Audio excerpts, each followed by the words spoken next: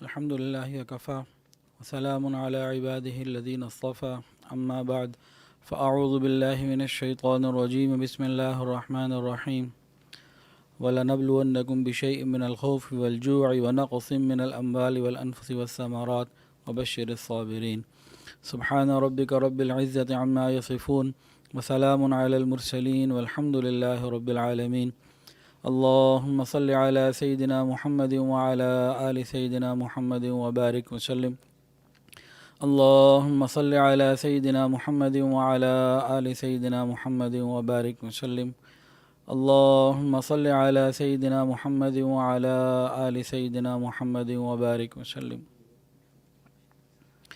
آج انسان اپنے حالات میں، پریشانیوں میں یا کسی بھی ڈپریشن میں جا کر بہت سارے کام کر رہا ہے۔ کوئی اللہ کے در کو چھوڑ کر غیر اللہ کی طرف چلا جاتا ہے، کوئی ڈپریشن میں جا کے خودکشی کی کوشش کرتا ہے، کوئی خودکشی کر بھی لیتا ہے یا اینٹی ڈپریشن کھا رہا ہوتا ہے۔ بہت سے لوگ پریشان رہتے ہیں۔ تو آج چند باتیں عرض کرنی ہیں کہ دنیا میں رہتے ہوئے پریشانیاں آتی کیوں ہیں۔ اگر ہم اس بات کو سمجھ لیں گے تو انشاءاللہ ہماری ڈپریشن ختم اور اللہ سے تعلق مضبوط ہو جائے گا۔ دنیا میں پریشانیاں کیوں آتی ہیں، اس کی کئی وجوہات ہیں، ایک بات اس میں ذکر کر دی جائے گی۔ ایک وجہ تو یہ ہے کہ اللہ رب العزت نے دنیا کو ڈیزائن ہی پریشانیوں میں کیا ہے، اس کی بناوٹ ہی پریشانیوں کے اندر ہوئی ہے، یہ وجہ ہے۔ اللہ رب العزت نے جب جنت اور جہنم کو بنایا تو حضرت جبرائیل علیہ السلام کو فرمایا کہ جاؤ دونوں کو دیکھو۔ حضرت جبرائیل علیہ السلام نے دونوں کو دیکھا، پھر اللہ پاک نے پوچھا بھئی بتاؤ کیا؟ انہوں نے سروے رپورٹ پیش کی، عرض کیا یا اللہ جنت کے بارے میں جو آدمی سن لے گا وہ اس کو حاصل کیے بغیر رہ نہیں سکتا، تن من دھن سب لگا دے گا۔ اور جہنم کے بارے میں کہا کہ جو اس کو سن لے گا کوئی نہیں ہوگا پوری دنیا میں جو ایک آدمی بھی جہنم میں جانے والا ہو، سب بچیں گے اس سے، ایسی بری جگہ ہے، ایسی تکلیف کی جگہ ہے۔ اس کے بعد اللہ رب العزت نے جنت کو بیماریوں میں، پریشانیوں میں، غموں میں، تکلیفوں میں، آزمائشوں میں، ٹینشنوں میں گھیر دیا، اس کو درمیان میں رکھ دیا، اور جہنم کو بے پردگی میں، میوزک میں، مکس گیدرنگ میں اور مستیوں میں، نشے میں، نافرمانیوں میں گھیر دیا۔ اب بھیجا جاؤ بھئی اب دیکھ کر آؤ۔ اب حضرت جبرائیل علیہ السلام جب آتے ہیں تو ایک مفہوم عرض کرتا ہوں، وہ فرمایا عرض کیا اے اللہ اب نہیں مجھے لگتا کہ کوئی ایک بھی جنت میں جا سکے گا اور سارے ہی جہنم میں جائیں گے، اب تو یہ حالت ہو گئی۔ تو دنیا تو اللہ نے پریشانیوں میں گھری ہوئی ہے، یہ تو ہے ہی پریشانیوں کی جگہ۔ کوئی بندہ انسان، کوئی بھی انسان دنیا میں ہو اور یوں کہے کہ مجھے پریشانی اور غم کوئی نہیں، یہ ممکن نہیں ہے۔ اگر پریشانیاں نہ آنی ہوتی کسی کو، کوئی ایک اگر ایسا ہوتا کہ جس کو دنیا میں کوئی غم، کوئی حالات اور کوئی پریشانی نہ آتی تو حضور پاک صلی اللہ علیہ وسلم اس بات کے زیادہ حقدار تھے کہ آپ کو کوئی غم نہ آتا، کہ آپ وجہ کائنات ہیں، آپ محبوب رب العالمین ہیں، آپ کو غم نہ آتے۔ لیکن آپ کو کتنے غم آئے؟ فرمایا کہ انبیاء کو سب سے زیادہ غم آئے اور پریشانیاں آئیں، اور مجھے یعنی محمد صلی اللہ علیہ وسلم کو ان سے بھی زیادہ پریشانیاں آئیں۔ ہم میں سے بعض پریشان ہو کے کہہ دیتے ہیں پتہ نہیں کون سا گناہ ہو گیا، کیا غلطی ہو گئی، ہمیں تو سمجھ میں نہیں آ رہا کیوں غم آ گئے۔ ارے بھائی یہ دنیا ہے ہی غم کی جگہ، یہاں غم آنے ہیں۔ علماء نے لکھا دنیا میں اولاد آدم اگر ہو، انسان کا بچہ اگر ہو تو بے غم ہو نہیں سکتا، بکری کا یا بندر کا بچہ تو بے غم ہو سکتا ہے، بندے کا بچہ بے غم ہو نہیں سکتا۔ یہ تو اصول ہی ایسا ہے، بنایا ہی اس کو اللہ نے ایسا ہے۔ اور حضور پاک صلی اللہ علیہ وسلم چونکہ رحمت للعالمین ہیں، بالمؤمنین رؤوف الرحیم ہیں، مومنین کے لیے آپ کی خواہش ایسی ہوتی تھی حریص علیکم کہ ان کو کوئی تکلیف نہ پہنچے۔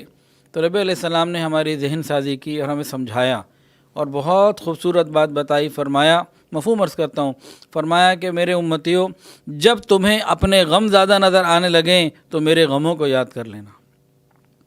میرے امتیوں جب تم اپنے غموں میں، تکلیفوں میں، پریشانیوں میں اتنے دور چلے جاؤ کہ تمہیں محسوس ہونے لگے کہ سب سے زیادہ غمگین تم ہو، تمہارے اوپر ہی تکلیفیں سب سے زیادہ ہیں، ارے اس وقت میرے غموں کو یاد کر لینا۔ کیا مطلب؟ اس کی تشریح اگر کی جائے سمجھنے کے لیے تو یوں بھی کی جا سکتی ہے، اگر یوں کہا جائے سمجھنے کے لیے مثال بیان کی جائے کہ میرے امتیوں، اگر تمہیں یہ خیال آئے کہ تمہارے پاس غربت ہے، تنگی ہے، وسائل نہیں، ارے خندق کے موقع پہ میرے پیٹ کے اوپر 2 پتھروں کو بندھا ہوا ذرا دیکھنا تو صحیح خیال کی نظروں سے، ذرا تخیل کو ادھر لے کے جاؤ۔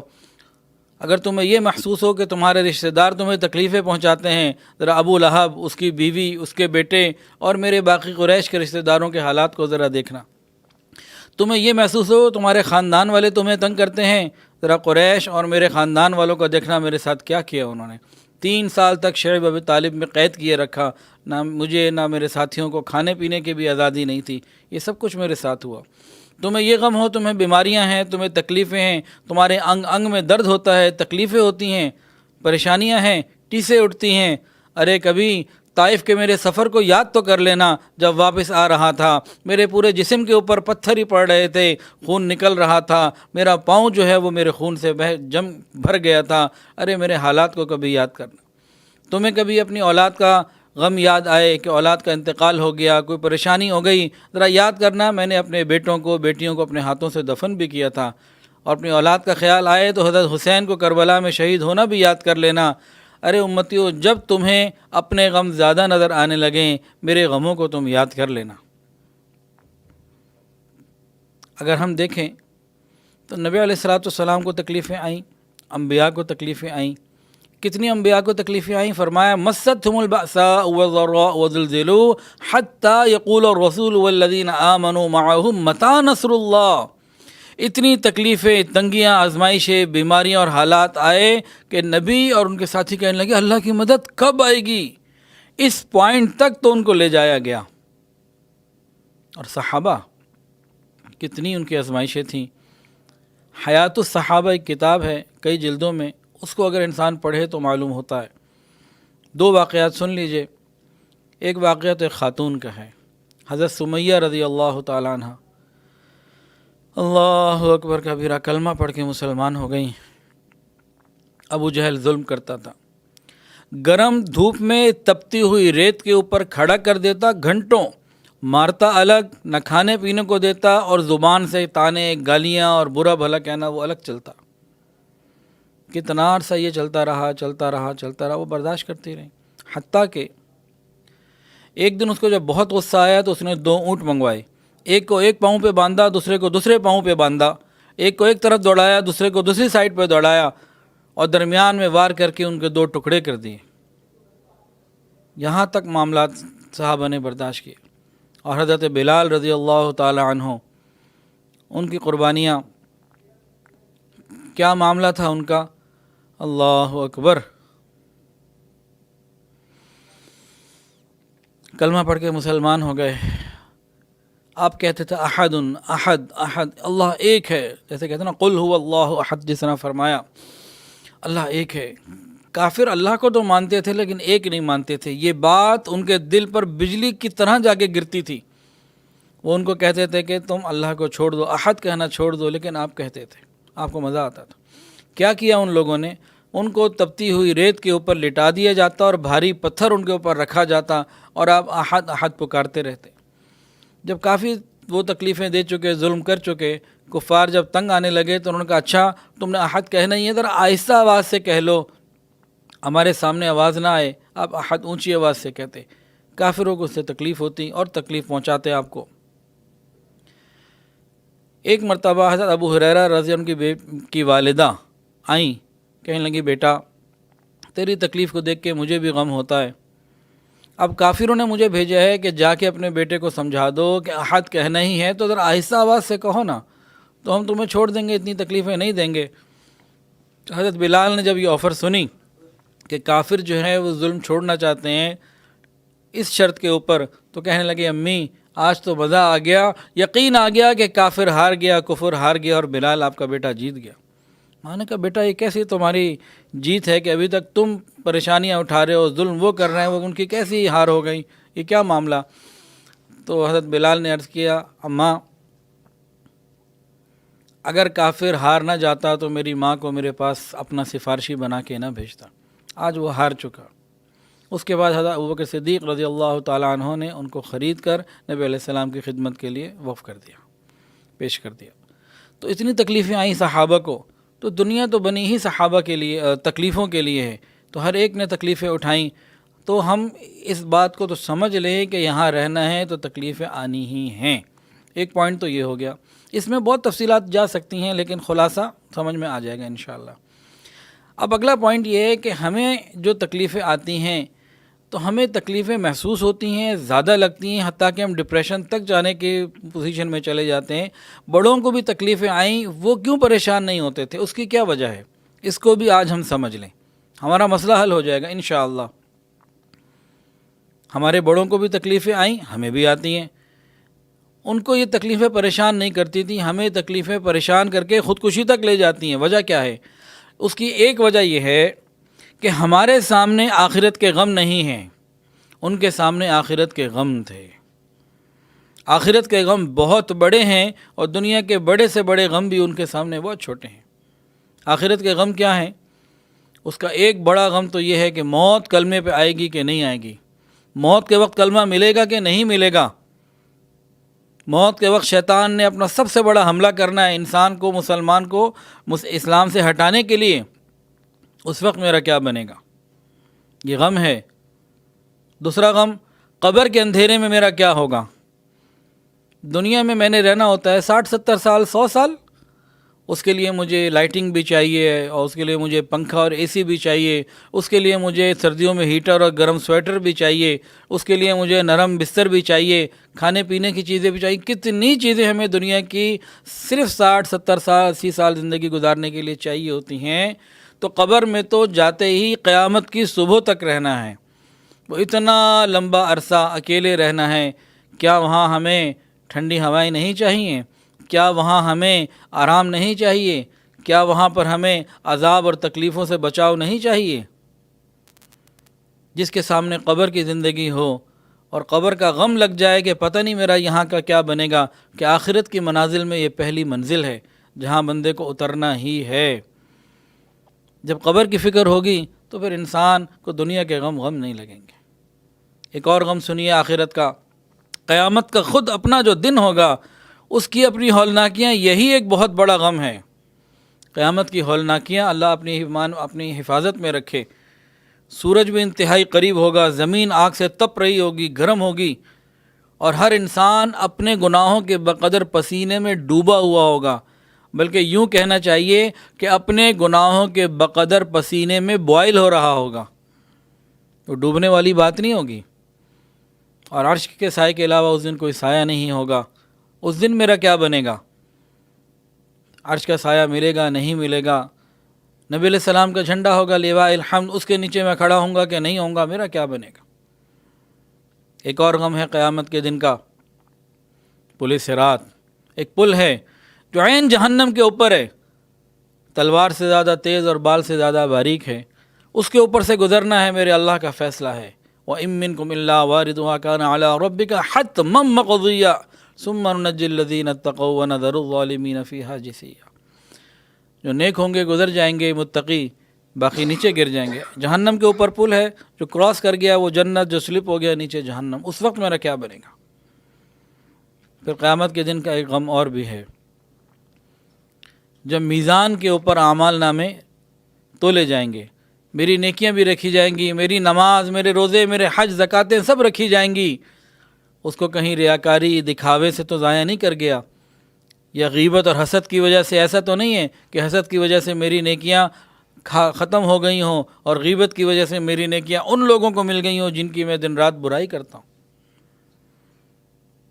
اور پھر جو میں نے غصے میں اپنی بیوی کو گالیاں دیں، جو غصے میں نے اپنے بھائیوں کو، ماتحتوں کو سختیاں کیں، اور جو میں نے بہنوں کا حق رکھ لیا، اور جو میں نے کسی کے ساتھ پارٹنرشپ کی تھی اس میں نے گڑبڑ کی، اور جو میں نے دنیا میں رہتے ہوئے نمازیں قضا کیں اور بہت سارے گناہوں کے کام کیے، نامحرموں سے گھنٹوں ملاقاتیں اور باتیں، اور غیروں کے طریقوں کو اپنانا، طور اتوار کو، رسم و رواج کو اپنانا، اور اپنے گھر کی شادیوں میں ہر سنت کو باہر نکال دینا اور ہر ہندو کے طریقے کو اندر لے آنا، اور کون کون سے میرے گناہ اور اعمال ہیں وہ پیش ہوں گے اس دن۔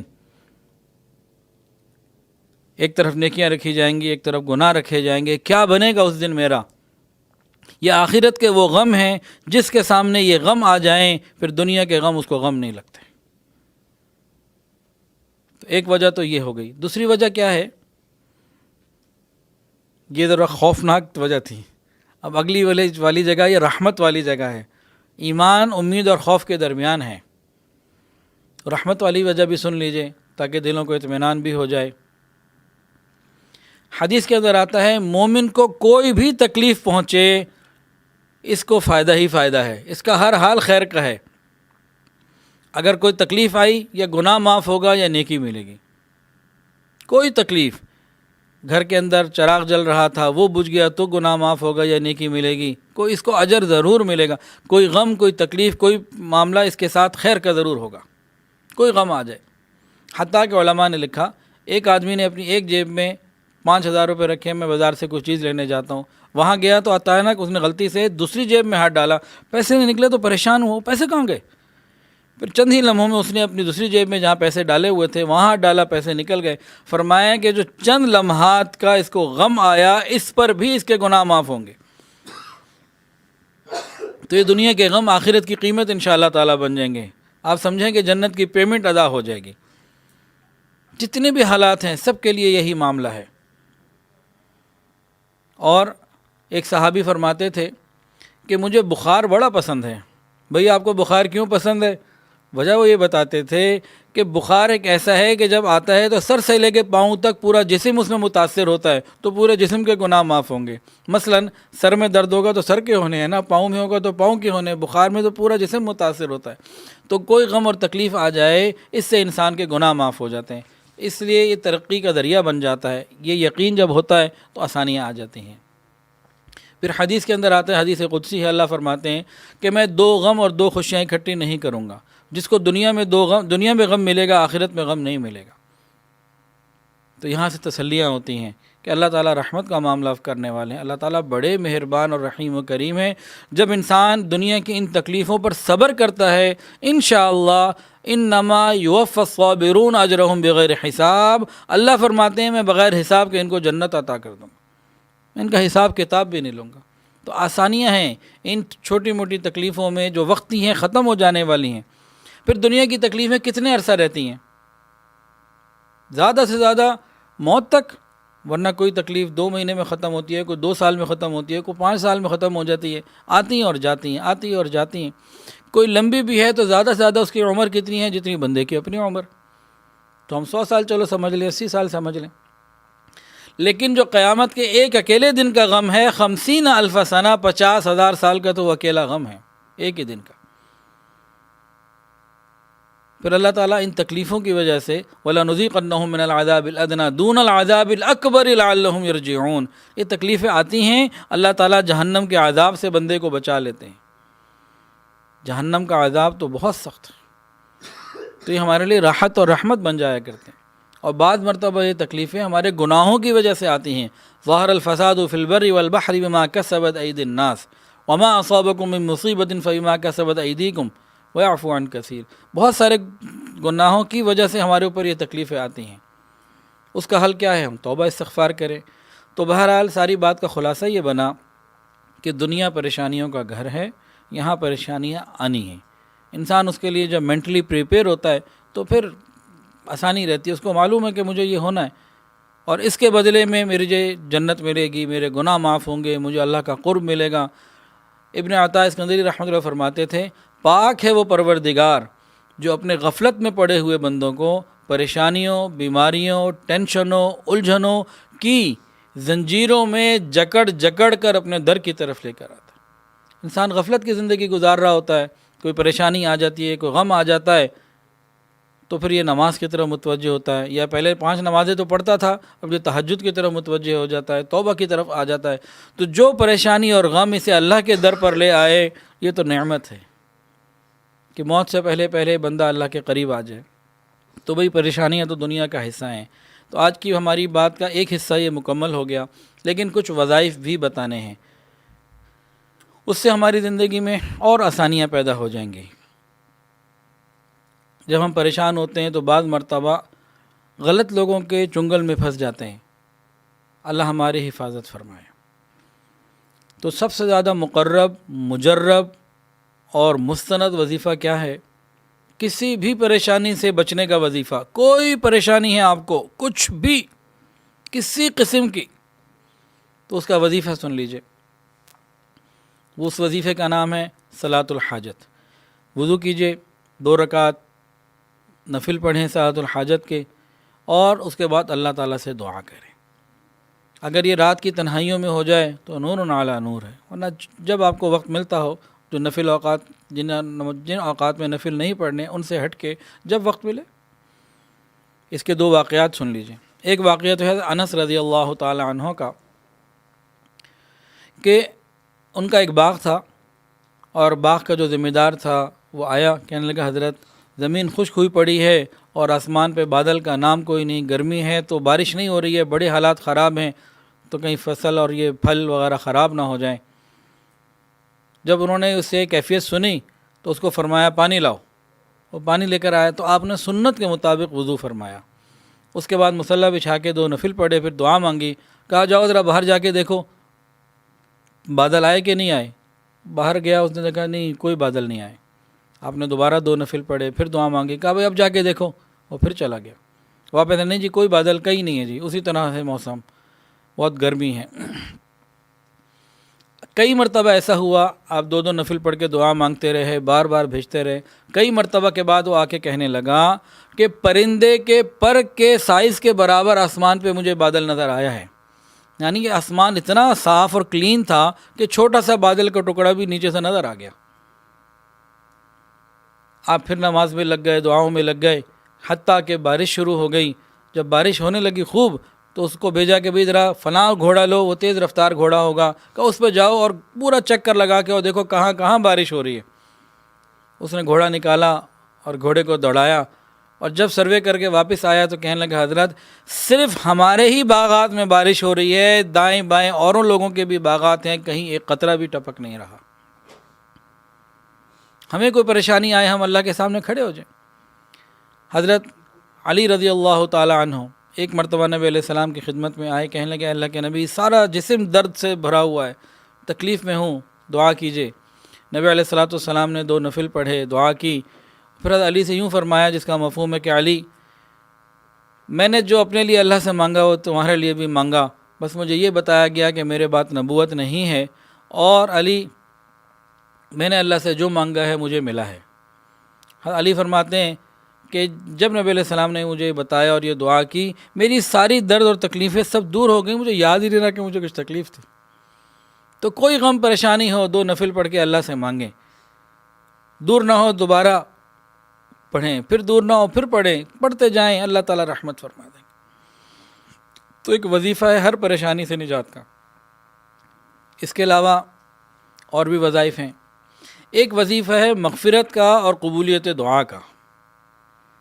ہم چاہتے ہیں نا ہماری دعائیں قبول ہوں، تو یہ سن لیجئے۔ ہم چاہتے ہیں ہماری مغفرت ہو جائے، تو انشاءاللہ العزیز اللہ مغفرت بھی فرما دیں گے۔ وظیفہ سن لیجئے۔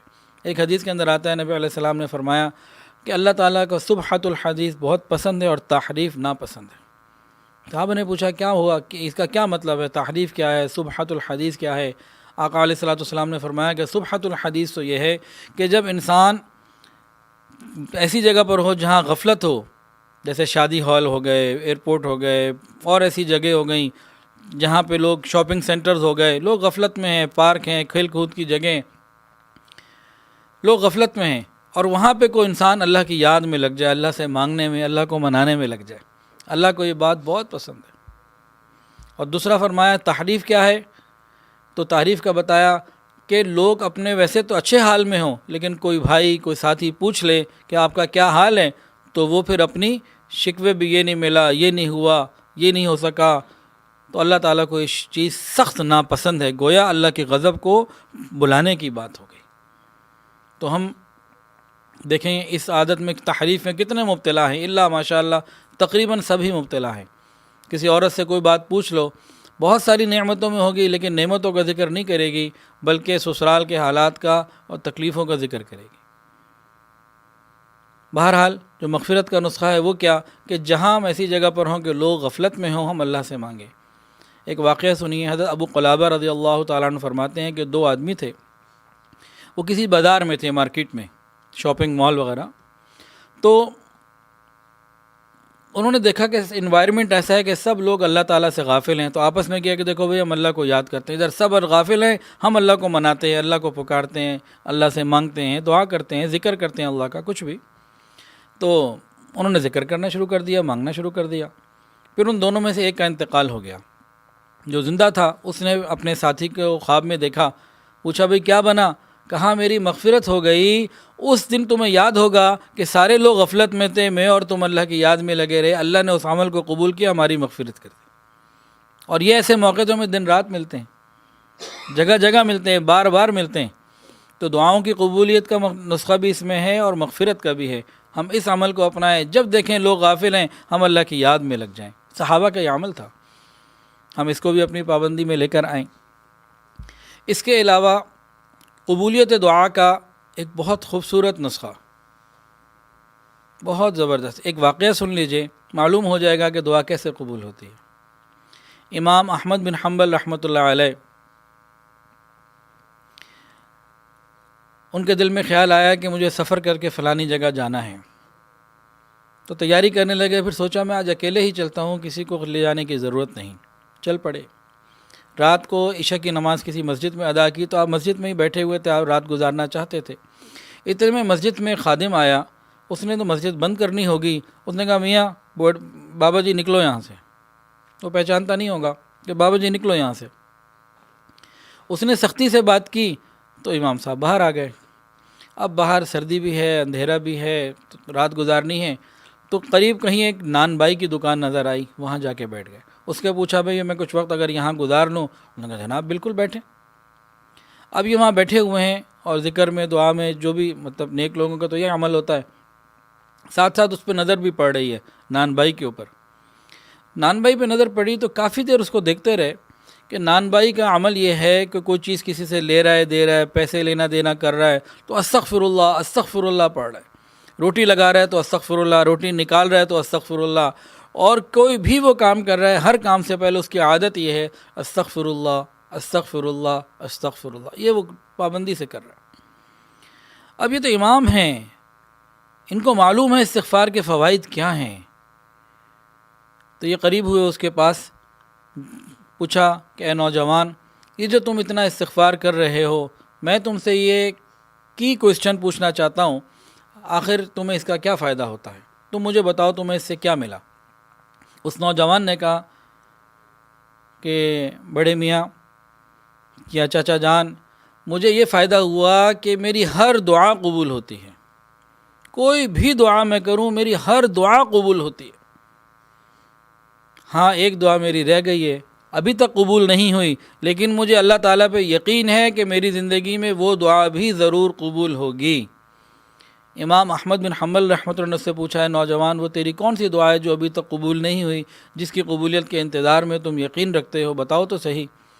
کہنے لگا کہ امام احمد بن حنبل رحمۃ اللہ علیہ بہت بڑے بزرگ ہیں، میں نے ان کی زیارت کبھی نہیں کی، میں ادھر مصروف ہوں، میرے لیے جانا آنا مشکل ہے، وہ فلاں شہر میں رہتے ہیں، میرے دل میں آتا ہے کہ ان کی میں زیارت کروں، میں نے اللہ سے مانگا ہوا اللہ امام احمد بن حنبل کی زیارت تو کروا دے، یہ ابھی تک قبول نہیں ہوئی۔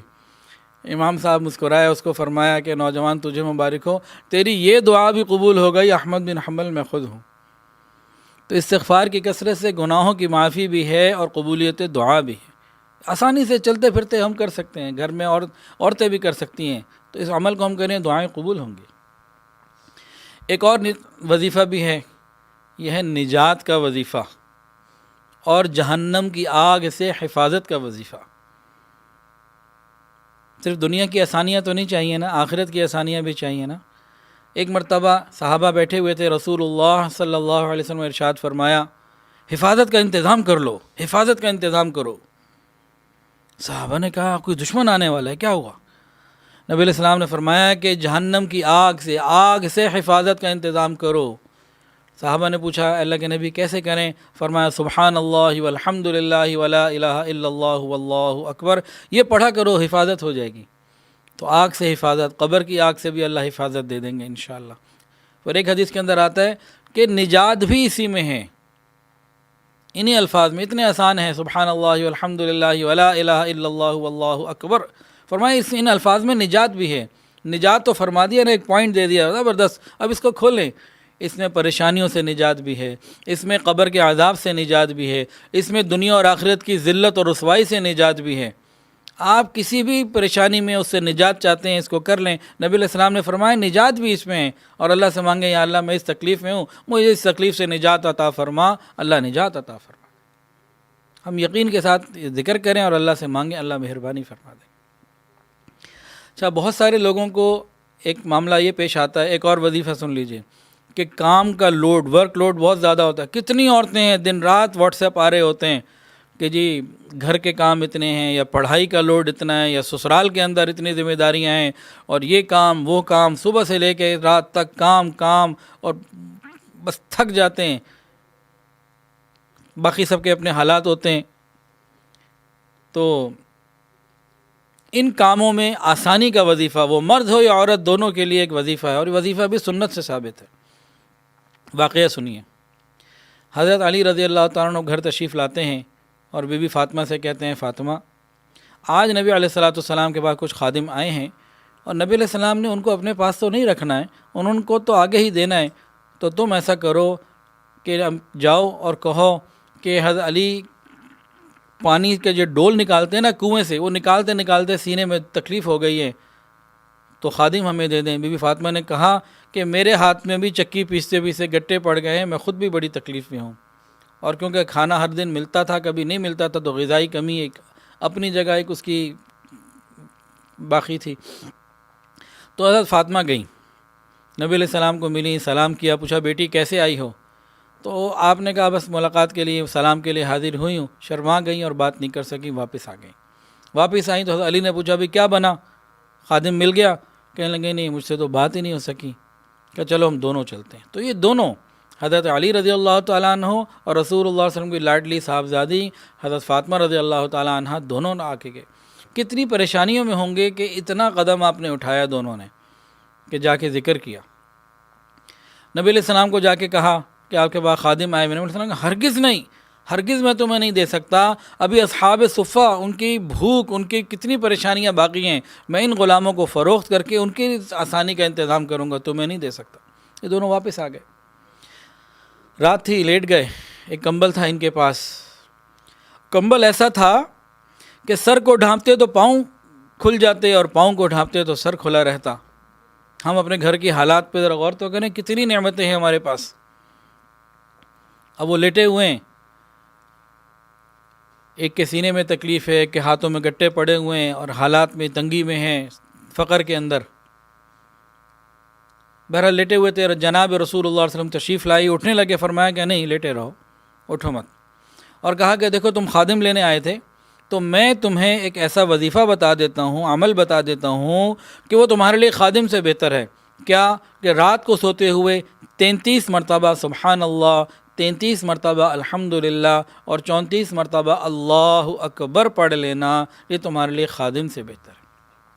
یہ پکی بات ہے کہ جو انسان بھی پابندی کے ساتھ اس کو عمل کو لے آتا ہے، یہ مجربات میں سے ہے، اللہ تعالیٰ اس کے کاموں میں آسانی پیدا فرما دیتے ہیں۔ تو یہ بھی ہمارے لیے کاموں میں آسانی کا نسخہ آ گیا۔ ایک وظیفہ اور بھی سن لیجئے، اس وظیفے کو کہتے ہیں مسکراہٹوں والا وظیفہ۔ یہ نام میں نے خود ہی رکھے ہوئے ہیں، یہ کتاب میں نہیں ملیں گے، لیکن عمل کتاب میں مل جائے گا۔ ایک مرتبہ ایک صحابی حضرت عبداللہ ابن مسعود رضی اللہ تعالیٰ عنہ کو نبی علیہ السلام نے اپنے ساتھ لیا، اپنی سواری پر اپنے پیچھے بٹھا لیا۔ اس کے بعد رسول اللہ صلی اللہ علیہ وسلم نے 3 مرتبہ اللہ اکبر اللہ اکبر اللہ اکبر پڑھا۔ اس کے بعد 3 مرتبہ سبحان اللہ سبحان اللہ سبحان اللہ، اور پھر 1 مرتبہ لا الہ الا اللہ پڑھا۔ پیچھے ہوئے، گویا یوں آسمان کی طرف رخ ہوا، اور عبداللہ ابن مسعود کو جو پیچھے بیٹھے فرمایا کہ عبداللہ سواری پہ بیٹھ کے جو میں نے کیا ہے، کوئی بھی اس عمل کو کرے گا اللہ تعالیٰ اسے دیکھ کر مسکرائیں گے۔ اللہ تعالیٰ اسے دیکھ کر مسکرائیں گے۔ یہاں پہ ایک دل کی بات بھی عرض کر دوں، بلکہ دو باتیں دل کی۔ جب ایسا معاملہ ہو جائے، آپ سواری پہ بیٹھیں اور 3 دفعہ اللہ اکبر، 3 دفعہ سبحان اللہ، 1 دفعہ لا الہ الا اللہ پڑھیں، یوں اوپر دیکھیں تو یقین کر لیں اللہ دیکھ کر مسکرا رہے ہیں۔ جس وقت وہ مسکرا رہے ہوں، ارے جو چاہو مانگ لو۔ نہیں دیکھتے کہ آفس کے اندر جو کلرک ہوتے ہیں وہ باس کے موڈ کو دیکھ رہے ہوتے ہیں، گھر میں بچے ماں باپ کے موڈ کو دیکھ رہے ہوتے ہیں۔ ابا کا موڈ اچھا ہے، چلو بھائی اب سیر پہ جانا ہے، اب کلفٹن جانا ہے، اب کہیں جانا ہے، چلو جی اب ہمیں آئس کریم چاہیے۔ بیویاں نہیں دیکھتی شوہر کا موڈ، جب دیکھتی ہیں موڈ اچھا ہے تو کہہ دیتی ہیں فلانی فرمائش رکھ دیتی ہیں۔ انہوں نے فرمائشیں سنبھال کے رکھی ہوتی ہیں، جب موڈ اچھا ہوگا تب انہوں نے سبمٹ کرانی ہے، بات کرنی ہے۔ تو بھائی جب اللہ مسکرا کے دیکھیں تو مانگ لو نا جو مانگنا ہے، اللہ دیں گے انشاءاللہ۔ شیطان کے اوپر اللہ غضب نازل فرما رہے تو اس کو کہتا ہے فخرج منہا فإنک رجیم وإن علیک لعنتی الی یوم الدین، دور ہو جا، دفع ہو جا، قیامت تک میری لعنتیں تیرے اوپر برسی رہیں گی۔ اس وقت اس نے اللہ سے مانگا تھا، اللہ نے اس وقت اس غضب کے عالم میں شیطان جیسے بندے کو دے دیا تھا، شیطان کو بھی عطا کیا تھا۔ ارے ہم تو حضور پاک صلی اللہ علیہ وسلم کے غلام ہیں، امتی ہیں۔ تو جب ہم اللہ سے اس وقت مانگ رہے ہوں گے جب اللہ ہمیں دیکھ کر مسکرا رہے ہوں گے، کیا نہیں ملے گا بھائی؟ اور اس وقت ایک دعا ضرور مانگ لیں، دل ہی دل میں مانگنا ہے، لمحوں میں بات ہوتی ہے، وہ دلوں کو جانتا ہے۔ تو ضروری نہیں ہے کہ ہم مصلی کھڑے ہو بچھا کے ہاتھ اٹھا کے اب شروع ہو جائیں، نہیں، دل ہی دل میں رابطہ جوڑ لیں۔ یہ مانگیں اللہ آج آپ مجھے دیکھ کر مسکرا رہے ہیں، میرے چہرے پہ مسکراہٹ ہے، اللہ قیامت کے دن جب میری اور آپ کی ملاقات ہو، اللہ آپ مجھے دیکھ کر مسکرائیں، میں آپ کو دیکھ کر مسکراؤں، ایسی ملاقات ہو جائے قیامت کے دن۔ تو دیکھیں اللہ کیسی رحمتیں فرمائیں گے انشاءاللہ۔ تو یہ مسکراہٹوں والا وظیفہ بھی ہے۔ تو پہلے اللہ اکبر، پھر سبحان اللہ، آخر میں لا الہ الا اللہ، 3 اور 1 مرتبہ۔ ایک وظیفہ اور بھی سن لیجئے۔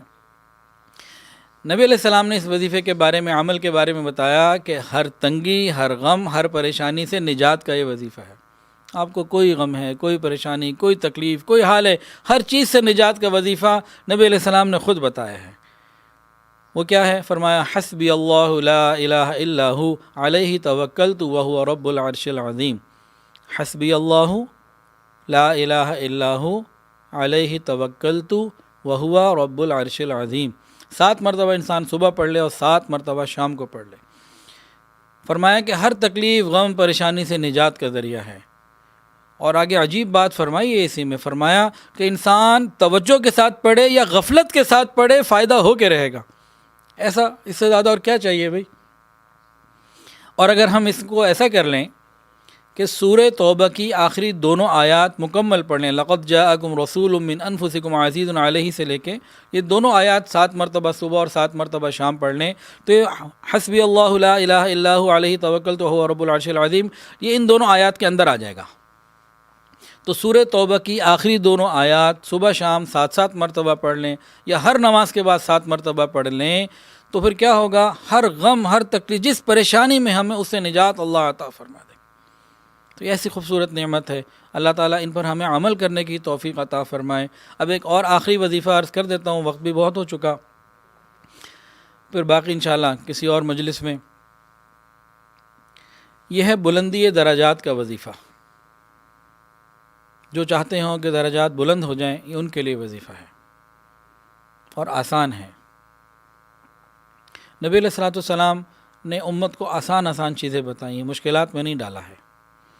چند مرتبہ چند غریب صحابہ تھے، رسول اللہ صلی اللہ علیہ وسلم کی خدمت میں حاضر ہوئے اور آ کے عرض کیا، یا رسول اللہ صلی اللہ علیہ وسلم، جو امیر صحابہ ہیں نا، یہ تو ہم سے بازی لے گئے، ہم سے سبقت لے گئے، ان کو تو بڑے بڑے جنت میں محلات ملیں گے، بڑی بڑی نعمتیں ملیں گی، ہم تو پیچھے رہ گئے۔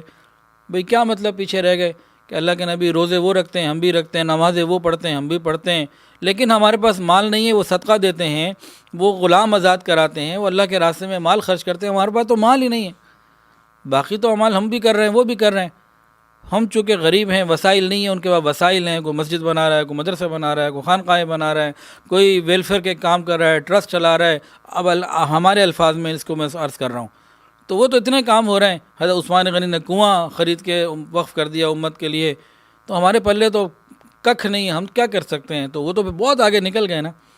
تو ہمیں کوئی وظیفہ بتائیے، ہمیں کوئی عمل بتائیے، ہمیں غم ہے اس چیز کا۔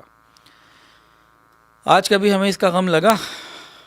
یہ سوچ ہمارے اندر پیدا ہوئی کہ باقی لوگ نیکیوں میں ہم سے آگے نکل رہے ہیں. ہم تو یہ دیکھتے ہیں ہمارے پاس اس ماڈل کی گاڑی ہے تو اس کے پاس فلاں نئے ماڈل کی آ گئی ہے، اب مجھے وہ لینی ہے. صحابہ کا غم یہ ہوتا تھا. نبی علیہ السلام نے ان کو ترقی درجات کا ایک وظیفہ بتا دیا. فرمایا کہ ہر نماز کے بعد 33 مرتبہ سبحان اللہ، 33 مرتبہ الحمدللہ اور 34 مرتبہ اللہ اکبر پڑھ لیا کرو.